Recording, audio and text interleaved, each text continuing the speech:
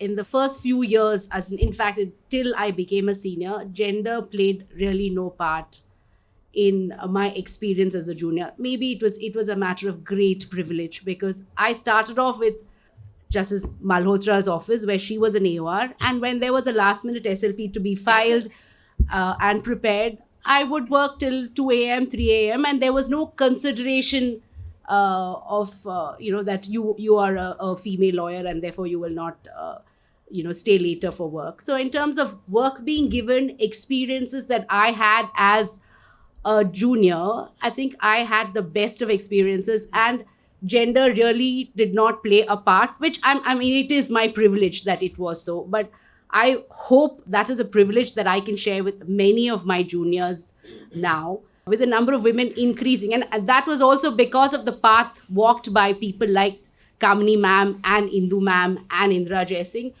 and Meenakshi Arora and so many others. Their struggles made it much easier for us. So when I transitioned to Mr. Venugopal's office again, I think it did not matter. The work that came to us, for us, we saw that it was a very equal sort of playing field. But now when I look back, there are certain cases where we were shielded, I think, by the good seniors, from people, the clients who came and said, oh, is it a lady junior who's working on your matter? I never got that information because I was shielded from things like that.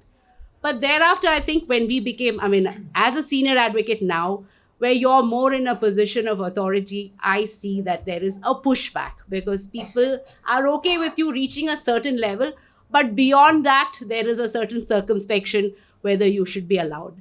Now, that's a path that hopefully we will walk, and we will make it easier for those to follow, for those who will follow.